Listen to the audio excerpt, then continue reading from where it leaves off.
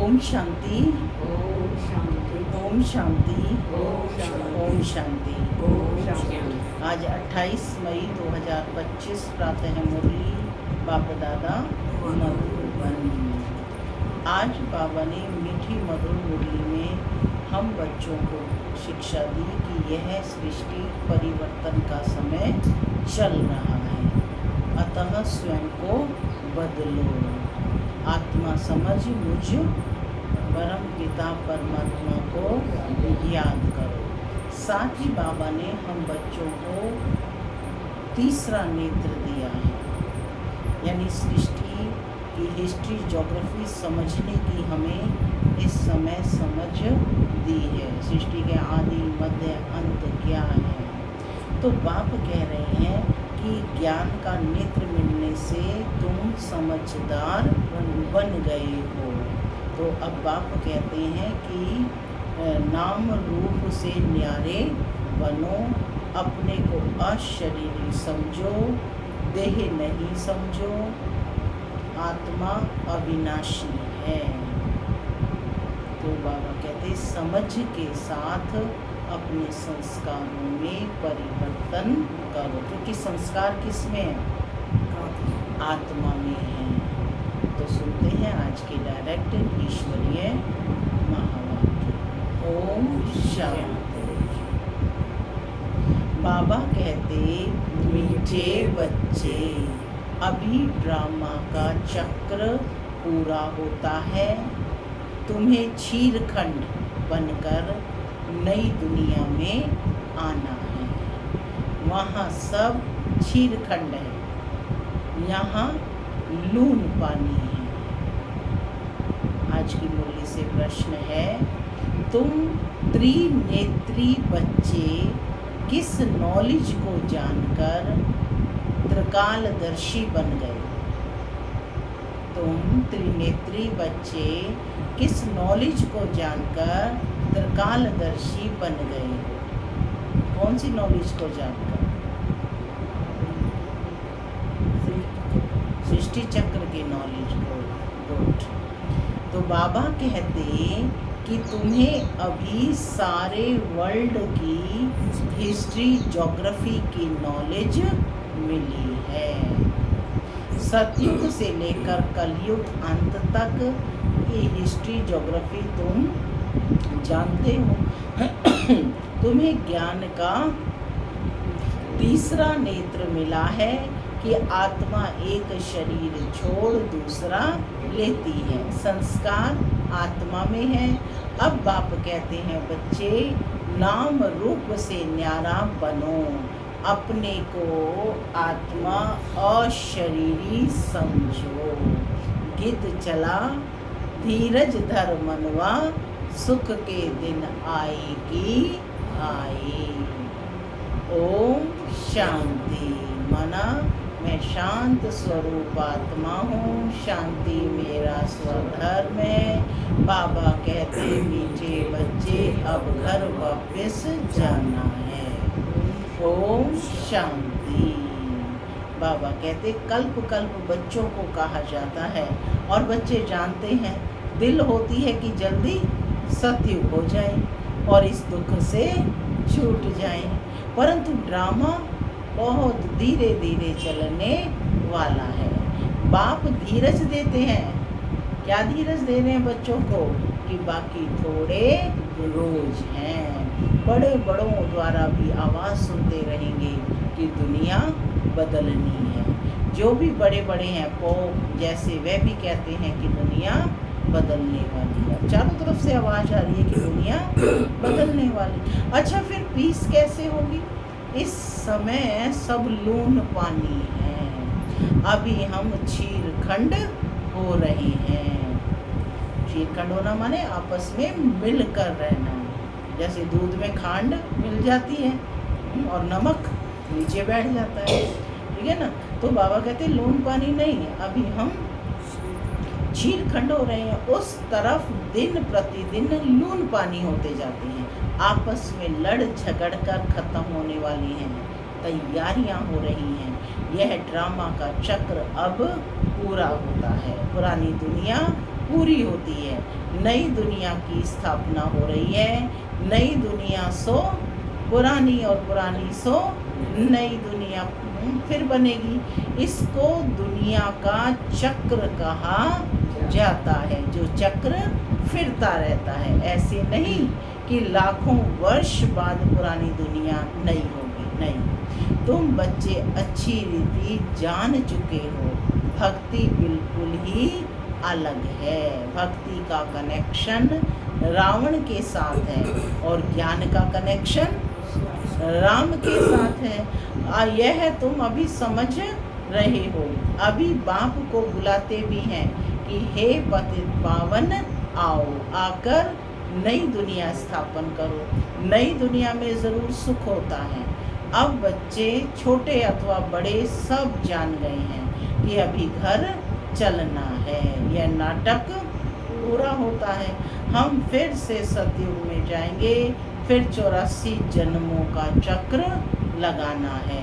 स्व आत्मा को दर्शन होता है सृष्टि चक्र का, अर्थात आत्मा को ज्ञान का तीसरा नेत्र मिला है। उसको कहा जाता है त्रिनेत्री।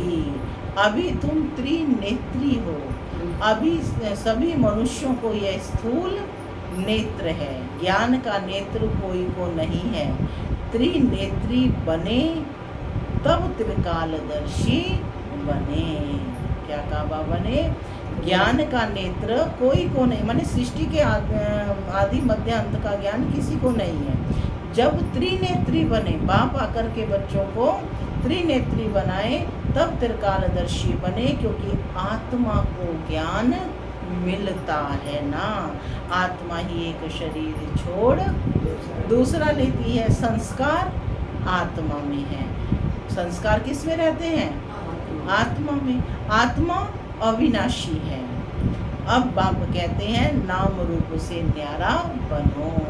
ये बहुत महत्वपूर्ण बात है। आत्मा अविनाशी है, संस्कार आत्मा में रहते हैं। अविनाशी है तो संस्कार भी अविनाशी हो गए ना, सदा के लिए नूंद हो गए। इस पर आज चिंतन करेंगे। तो बाबा कहते कि अपने को अशरीरी समझो, देह नहीं समझो। यह भी जानते हो कि हम आधा कल्प से परमात्मा को याद करते आए हैं। इसमें जब जास्ती दुख होता है तब जास्ती याद करते हैं। अभी कितना दुख है, आगे इतना दुख नहीं था। सब जब से बाहर वाले आए हैं तब से यह राजाएं लोग भी आपस में लड़े हैं, जुदा जुदा हुए हैं। सतयुग में तो एक ही राज्य था। अभी हम सतयुग से लेकर कलयुग अंत तक हिस्ट्री ज्योग्राफी समझ रहे हैं। सतयुग त्रेता में एक ही राज्य था, ऐसा एक ही डिनाइस्टी कोई की होती नहीं। क्रिश्चियन में भी देखो फूट है, वहाँ तो सारा विश्व एक के हाथ में रहता है। वह सिर्फ सतयुग त्रेता में ही होता है। यह बेहद की हिस्ट्री ज्योग्राफी अभी तुम्हारी बुद्धि में है। और कोई सत्संग में हिस्ट्री ज्योग्राफी अक्षर नहीं सुनेंगे। वहाँ तो रामायण महाभारत आदि ही सुनते हैं। यहाँ वह बातें है नहीं, यहाँ है ही हिस्ट्री ज्योग्राफी का ज्ञान। तुम्हारी बुद्धि में है ऊंच से ऊंच हमारा बाप है। बाप का शुक्रिया है जिसने यह सारा ज्ञान सुनाया है। एक आत्माओं का झाड़ है, दूसरा है मनुष्यों का झाड़। आत्माओं को परमधाम के चित्र में देख रहे हैं, आत्माओं का झाड़। और ये सृष्टि चक्र में देख रहे हैं, ये कल्पवृक्ष के नीचे दिखाया मनुष्य आत्माओं का झाड़। तो बाबा कहते कि मनुष्यों के झाड़ के ऊपर में कौन है? मनुष्यों के झाड़ के ऊपर में कौन दिखाया है? Great great grand father Brahma को ही कहेंगे ना। यह जानते हैं कि ब्रह्मा मुख्य है, परंतु ब्रह्मा के पीछे क्या हिस्ट्री ज्योग्राफी है ये कोई नहीं जानते। अभी तुम्हारी बुद्धि में ऊंच से ऊंच बाप रहते भी हैं परम धाम में। फिर सूक्ष्म वतन का भी तुमको मालूम है। मनुष्य ही फरिश्ता बनते हैं। पहले तो सोचते थे ना कि फरिश्ते पता नहीं कहाँ से आते हैं, लेकिन बाबा ने बताया मनुष्य ही फरिश्ते बनते, इसलिए सूक्ष्म वतन दिखाया है। तुम आत्माएं जाती हो, शरीर तो सूक्ष्म वतन में नहीं जाएगा। जाते कैसे हैं? उनको कहा जाता है तीसरा नेत्र। कैसे जाते हैं? समझ से जाते हैं ना। दिव्य दृष्टि अथवा ध्यान भी कहते हैं इसको। तीसरा नेत्र, दिव्य दृष्टि या अथवा ध्यान भी कहते हैं। तुम ध्यान में ब्रह्मा विष्णु शंकर को देखते हो। लोग दिखलाते हैं शंकर के आंख खोलने से विनाश हो जाता है, अब इनसे तो कोई समझ ना सके। अभी तुम जानते हो विनाश तो ड्रामानुसार होना ही है, आपस में लड़कर विनाश हो जाएंगे। बाकी शंकर क्या करते हैं? यह ड्रामानुसार नाम रख दिया है, तो समझाना पड़ता है। ब्रह्मा विष्णु शंकर तीन हैं। स्थापना के लिए ब्रह्मा को रखा, पालना के लिए विष्णु को, विनाश के लिए शंकर को रख दिया है। वास्तव में तो यह बना बनाया ड्रामा है। शंकर का पार्ट कुछ भी है नहीं, ब्रह्मा और विष्णु का पार्ट है, तो सारे कल्प में है। ब्रह्मा सो विष्णु और विष्णु सो ब्रह्मा। ब्रह्मा के भी पूरे 84 जन्म हुए तो विष्णु के भी पूरे हुए। शंकर तो जन्म मरण से न्यारा है, इसलिए शिव और शंकर को फिर मिला दिया है। वास्तव में शिव का तो पार्ट बहुत पार्ट है, पढ़ाते हैं। शंकर का तो कोई पार्ट नहीं है ना। भगवान को कहा जाता है नॉलेज फुल।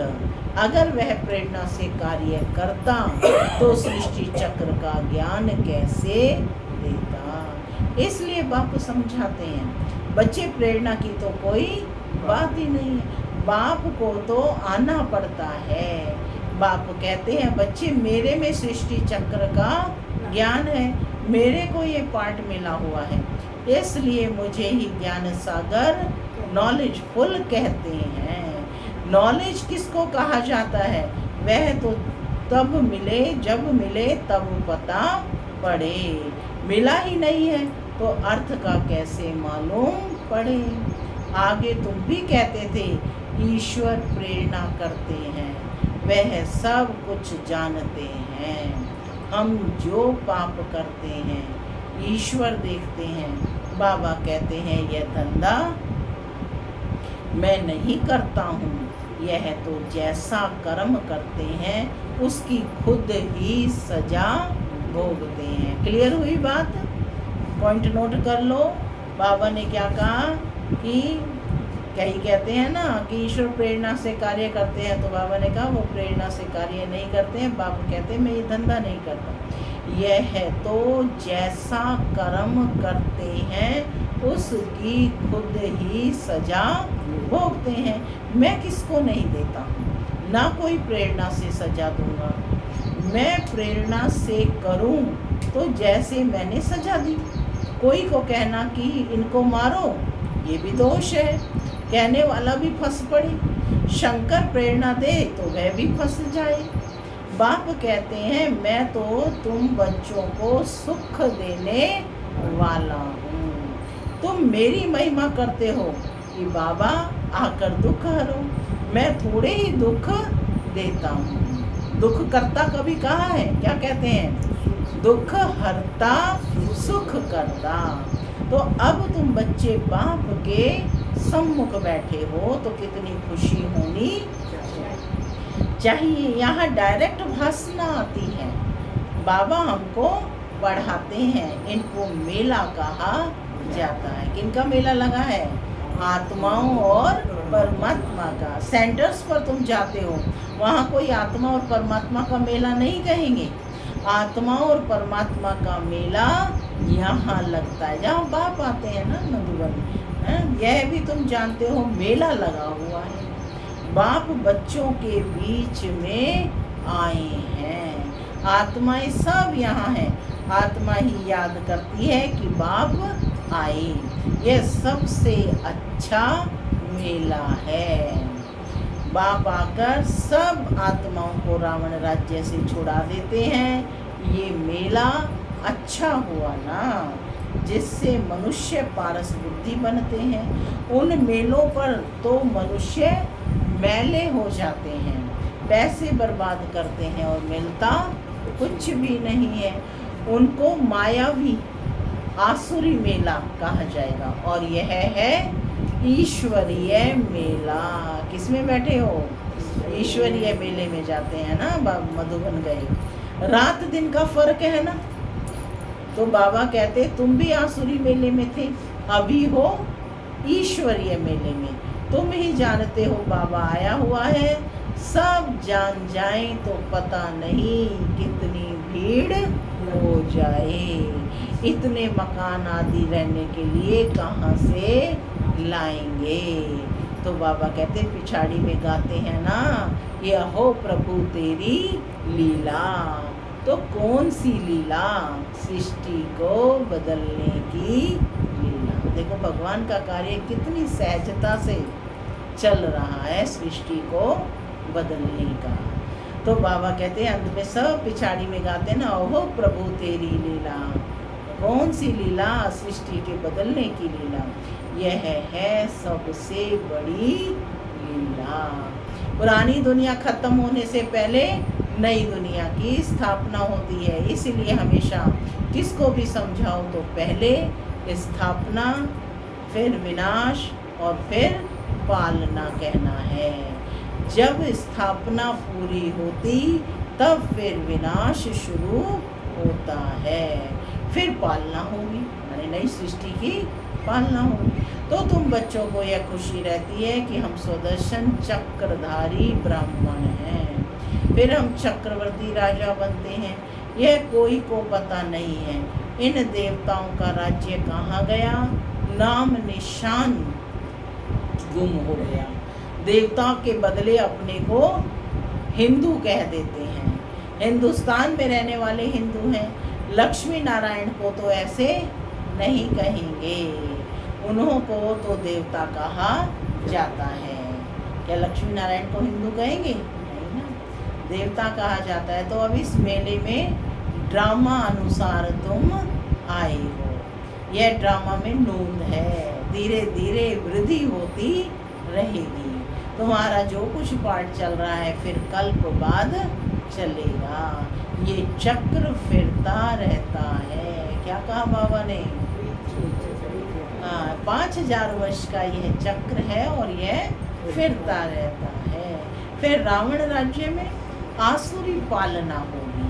तुम अभी ईश्वरीय बच्चे हो, फिर दैवी बच्चे, फिर क्षत्रिय बनेंगे। तुम जो अपवित्र प्रवृत्ति वाले बन गए थे, सो फिर पवित्र प्रवृत्ति वाले बनते हो। है तो यह भी दैवी गुणों वाले मनुष्य ना, माने देवी देवताएं भी क्या है तो मनुष्य ही, लेकिन कैसे हैं? दैवी गुणों वाले। बाकी इतनी भुजाएं आदि दे दी हैं। विष्णु कौन है यह कोई बता ना सके। महालक्ष्मी की भी पूजा करते हैं। जगत अम्बा से कभी धन नहीं मांगते हैं। कोई देखा है कि जगत अम्बा के मंदिर में जाए और धन मांगे? कहाँ मांगते हैं धन? लक्ष्मी से। धन जास्ती मिल गया तो कहेंगे लक्ष्मी की पूजा की, इसलिए उसने भंडारा भर दिया। यहाँ तो तुम जगत अम्बा से पा रहे हो, परम पिता परमात्मा शिव द्वारा। लेकिन यहाँ बाबा कहते सब कुछ तुम पा रहे हो, हाँ, जगत अम्बा से, परम पिता परमात्मा शिव द्वारा। देने वाला वह है। तुम बच्चे बाप दादा से भी लकी हो। देखो जगदम्बा का कितना बड़ा मेला लगता है, ब्रह्मा का इतना नहीं। ब्रह्मा को तो एक ही जगह बिठा दिया है। कहाँ बिठा रखा है? अजमेर में बड़ा मंदिर है। देवियों के मंदिर बहुत हैं, क्योंकि इस समय तुम्हारी बहुत महिमा है। तुम भारत की सेवा करते हो, पूजा भी तुम्हारी जास्ती होती है। तुम लकी हो। अरे लकी हो, ताली तो बजा लो अपने लिए। बाबा कह रहे हैं कि तुम लकी हो। क्या कहा? बाप दादा से भी ज्यादा लकी हो। जगत अम्बा के लिए ऐसे कभी नहीं कहेंगे कि वह सर्वव्यापी है। तुम्हारी महिमा होती रहती है। तो आज सबसे ज्यादा देवियों की पूजा हो रही है ना। ब्रह्मा विष्णु शंकर को भी सर्वव्यापी नहीं कहते, मुझे कह देते हैं कण कण में है। क्या कह रहे हैं शिव बाबा? मुझे कह देते हैं कि कण कण में है। कितनी ग्लानि करते हैं, तुम्हारी मैं कितनी महिमा बढ़ाता हूँ। भारत माता की जय कहते हैं ना। भारत माता तो तुम हो ना। कौन बैठी हो? भारत माता है, धरनी नहीं। धरनी आदि जो अब तमो प्रधान है, सतयुग में सतो प्रधान हो जाती है। इसलिए कहते हैं देवताओं के पैर पतित दुनिया में नहीं आते। जब सतो प्रधान धरनी होती है तब आते हैं। अभी तुमको सतो प्रधान बनना है। श्रीमत पर चलते बाप को याद करते रहेंगे तो ऊंच पद पाएंगे। ये ख्याल रखना है। याद करेंगे तो विकर्म विनाश होंगे। श्रीमत मिलती रहती है। सतयुग में तो तुम्हारी आत्मा पवित्र कंचन हो जाती है, तो शरीर भी कंचन मिलता है। सोने में खाद पड़ती है तो फिर जेवर भी ऐसा बनता है। आत्मा झूठी तो शरीर भी झूठा। खाद पड़ने से सोने का मूल्य भी कम हो जाता है। तुम्हारा मूल्य अब कुछ भी नहीं है। पहले तुम विश्व के मालिक 24 कैरेट थे। क्या थे पहले? 24 कैरेट है ना। विश्व के मालिक 24 कैरेट, और अभी 9 कैरेट कहेंगे। क्या कहते हैं? मुझ निर्गुणारे में कोई गुण नहीं, कलाविहीन हो गई है ना। तो यह बाप बच्चों से रूह रिहान करते हैं। बच्चों को बैठ बहलाते हैं, जो तुम सुनते सुनते चेंज हो जाते हो। मनुष्य से देवता बन जाते। कितना चेंज हो जाते हो? मनुष्य से देवता बन जाते हो। वहाँ हीरे जवाहरातों के महल होंगे। स्वर्ग तो फिर क्या, वहाँ के सूबी आदि भी तुम पीकर आते हो। वहाँ के फल भी इतने बड़े बड़े होते हैं। आज तो फलों में रस ही नहीं है, लेकिन बाबा कहते तुम सूक्ष्म वतन में जाकर सूबी रस आदि पीकर आते हो साक्षात्कार में। वहाँ के फल भी इतने बड़े बड़े होते हैं, यहाँ तो मिल ना सके। सूक्ष्म वतन में तो कुछ है नहीं। अभी तुम प्रैक्टिकल में जाते हो। यह है आत्मा और परमात्मा का मेला। इनसे तुम उज्जवल बनते हो। तुम बच्चे अब यहाँ आते हो तो फ्री हो।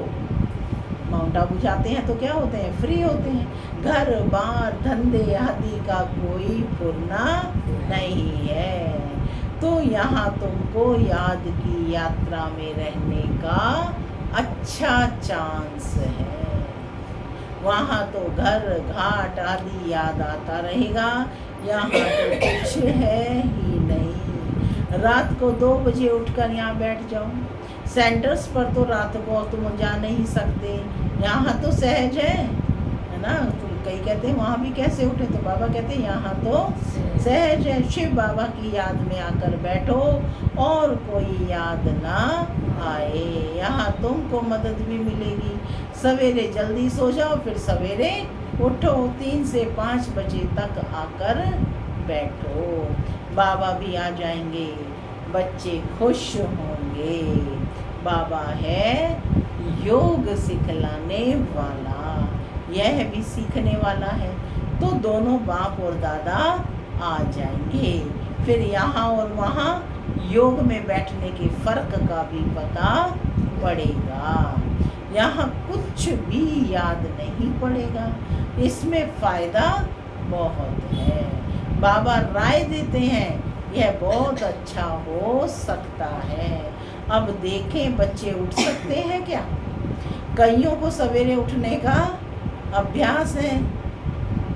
तुम्हारा संन्यास है 5 विकारों का और वैराग्य है सारी पुरानी दुनिया से।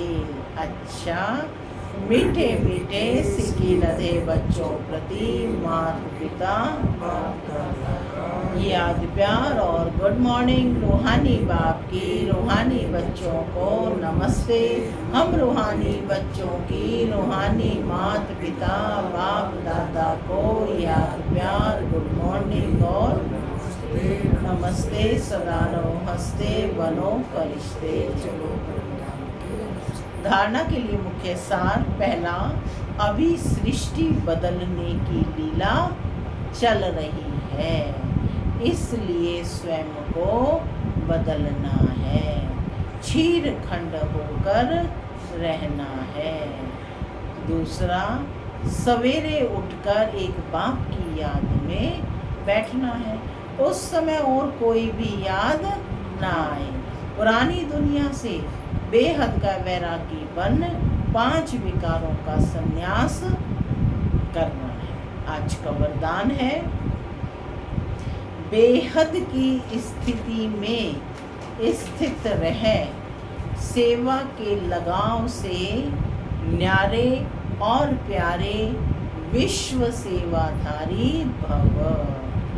बेहद की स्थिति में स्थित रहे, सेवा के लगाव से न्यारे और प्यारे विश्व सेवाधारी भव। विश्व सेवाधारी अर्थात बेहद की स्थिति में स्थित रहने वाले ऐसे सेवाधारी, सेवा करते हुए भी न्यारे और सदा बाप के प्यारे रहते हैं।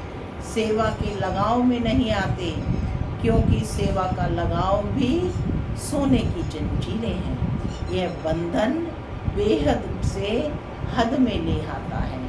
इसलिए देह की स्मृति से, ईश्वरीय संबंध से, सेवा के साधनों के लगाव से न्यारे और बाप के प्यारे बनो, तो विश्व सेवाधारी का वरदान प्राप्त हो जाएगा और सदा सफलता मिलती रहेगी। स्लोगन है, व्यर्थ संकल्पों को 1 सेकंड में स्टॉप करने की रिहर्सल करो तो शक्तिशाली बन जाएंगे। अव्यक्त इशारे रूहानी रॉयल्टी और प्योरिटी की पर्सनैलिटी को धारण करो। आप सबकी पहली प्रवृत्ति है अपनी देह की प्रवृत्ति, फिर है देह के संबंध की प्रवृत्ति। तो पहली प्रवृत्ति देह की हर कर्मेंद्रियों को पवित्र बनाना है। जब तक देह की प्रवृत्ति को पवित्र नहीं बनाया, तब तक देह के संबंध की प्रवृत्ति चाहे हद की हो और चाहे बेहद की हो, उसको भी पवित्र नहीं बना सकेंगे।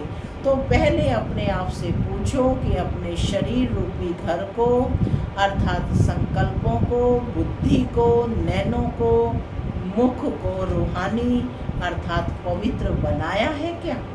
ऐसी पवित्र आत्माएं ही महान हैं। ओम शांति।